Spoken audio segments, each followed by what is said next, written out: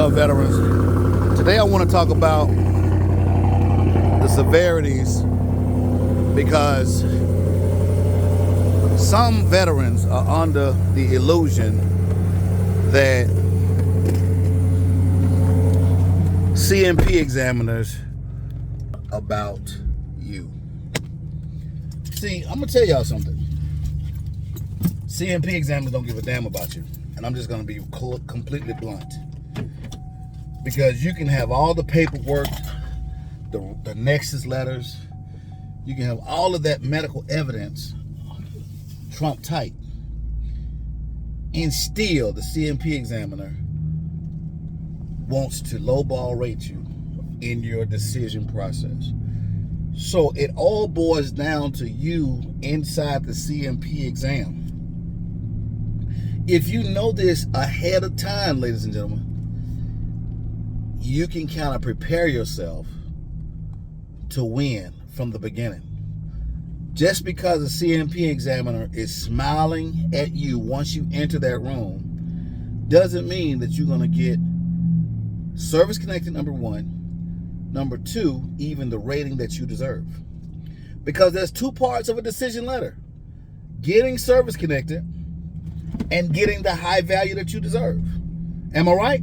You can get service connected and have a 0% for hypertension, a 0% for sleep apnea, a 0% for migraines, a 0% for lumbar sacral strain, a 0% for radiculopathy.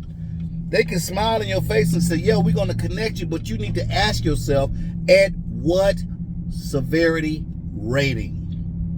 Because if your goal is to get a high value claim from 80 to 100%, you're going to need a high value rating. This is business, serious business, because it's going to affect your family. The two greatest expenses in life is housing cost and transportation costs. Am I right? The average housing with utilities and everything, you're probably spending like about $1,800, maybe $2,000, depending on you. Where do you live? Transportation costs could run you about $700, including gas and insurance and things of that nature, average. If you add those together, $700 plus $1,800, let's say that's $2,500.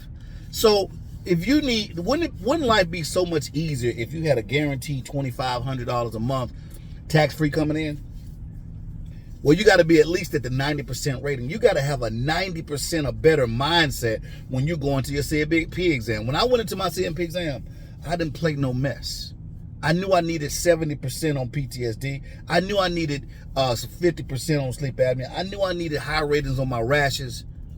So therefore, my statement of supported claims was on point, mentioning my severities. So when I sent the paperwork in, it matched what I told the doctors for the nexus letters. See, your statement of supported claims and the statement that you give your primary doctor or your private doctor for your nexus need to be the same, on the same page. And when you go into the CMP examiner, that also needs to be on the same page. It needs to mirror what you told the doctor and what you're telling this doctor at the same time. So when they go back and make their opinion, they can go back to look at your 21-438 and know that that story is still the same.